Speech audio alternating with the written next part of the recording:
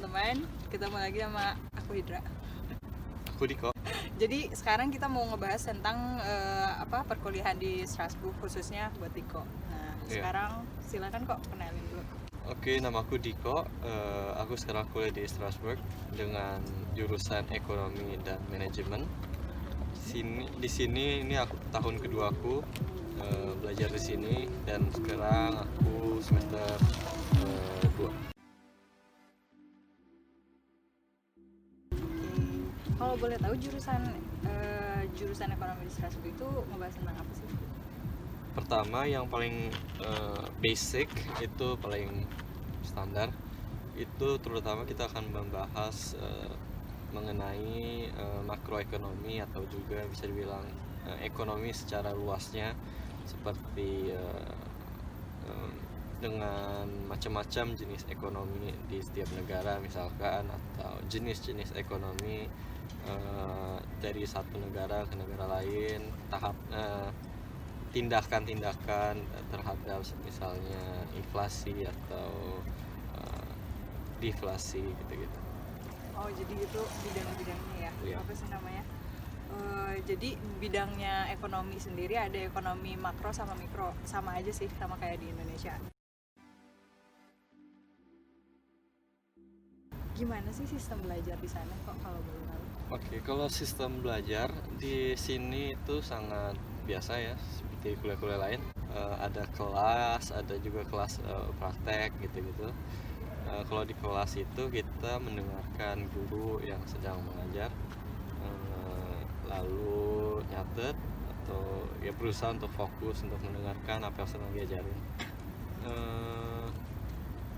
Tapi kalau untuk kelas yang kayak lebih spesifik untuk praktek gitu, itu kita dikumpulin jadiin satu grup, dan di situ kita diberikan soal yang diusahakan untuk dikerjakan sebelum datang ke kelas itu. Jadi di kelas itu kita bisa membahas soal-soal itu. Oke. Jadi kan kalau misalnya di aku sendiri ya, aku kan kebetulan licence desain ya sekarang. Nah, statusnya licence desain ini kan kita masih belajar, sistem belajar itu ada CM sama TD. Nah, CM-nya itu kebanyakan kita nulis, sama seperti jurusan-jurusan yang lainnya juga.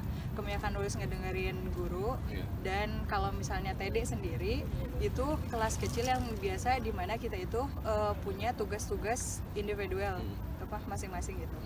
Nah, sama juga dari ekonomi seperti itu, mungkin sama. TD dan CM ya. Mungkin itu lebih karena ya satu universitas yang sama, jadi standarnya pastinya bakalan sama, kurang lebih seperti itu, walaupun berbeda fakultas dan jurusan, tapi kurang lebih seperti itu. Oke. Untuk jurusan Diko sendiri ada magang atau praktek enggak?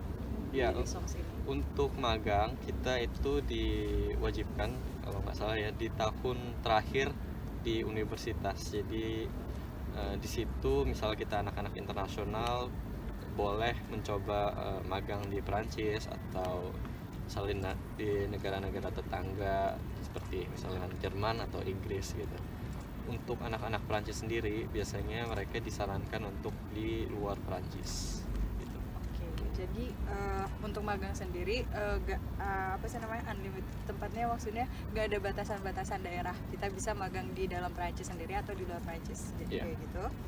Nah, tapi karena kita orang Indonesia, seingat aku kita malah justru tidak dibolehkan untuk di negaranya sendiri gitu. Jadi harus di luar, benar-benar di luar comfort zone bisa dibilang gitu. Oke. Nah, tahu sedikit tambahan, untuk jurusan Diko ekonomi itu gamblangnya seperti itu. Nah, kalau untuk jurusan saya sendiri desain, itu untuk magang itu diwajibkan pada tahun kedua, bukan tahun terakhir. Prospek kerja dan keunggulan kamu ngambil studi di sini, kuliah di sini itu apa sih? Boleh dijelaskan? Iya, jadi kuliah di sini itu sangat membuka cara berpikir yang baru, oportunitas dan pintu-pintu yang sangat luas, terutama juga karena mempelajari ekonomi ya. Itu sangat jadi sebuah senjata untuk kita untuk maju ke depan di dunia kenyataan. Untuk aku sendiri, aku banyak belajar di luar dan di kampus juga ya. Kayak misalnya di luar aku belajar berkomunikasi dengan orang-orang setempat gitu. Di kampus justru juga banyak sekali dengan anak-anak internasional, karena Strasbourg juga salah satu kota yang sangat diverse, sangat internasional di Prancis sendiri. Ada juga Paris, tapi tentunya Strasbourg juga salah satu yang sangat beragam untuk secara nasional. Nah itu aja. Kalau gimana ya, kan tadi jadi bedanya itu sama di Indonesia misalnya, kalau di negara kita sama di sini itu Perbedaannya. kita itu di sini lebih banyak experience-nya, dan lagi ya chance kita dapat ya kerjaan juga mungkin lebih besar kali ya daripada kita di sana, atau gimana gitu. Menurutku kuliah di Indonesia juga udah sangat bagus sih zaman sekarang. Tahun ke tahun Indonesia sangat kompetitif, tapi sekali lagi yang membedakan kuliah di luar negeri dan di dalam negeri itu, dengan kita berada di luar negeri, kita bisa dibilang semacam dipaksa untuk keluar dari comfort zone, mulai berpikir dengan cara pemikiran yang baru. Lalu juga misalkan belajar bahasa yang bisa dipakai di dunia bisnis, dunia kerja, dan seterusnya. Kalau misalnya di Indonesia mungkin tentu bisa belajar bahasa Prancis, cuman experience-nya bisa dibilang sangat berbeda gitu.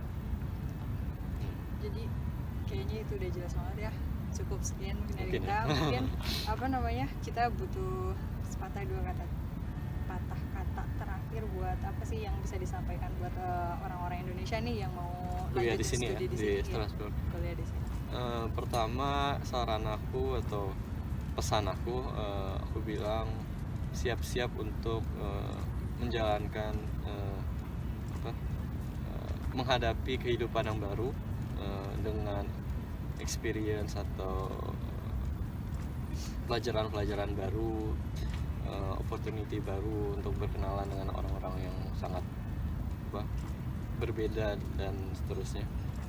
Terus itu bakal jadi sebuah kenangan yang sangat hangat bisa dibilang. Dan pesan selanjutnya aku mau bilang, mungkin ini juga jadi sebuah advantage atau peluang untuk membuka pintu di masa depan itu aja. Oke, terima kasih saudara Diko. Saudara Diko. Yeay. Bye bye. Sampai ketemu Bye. lagi.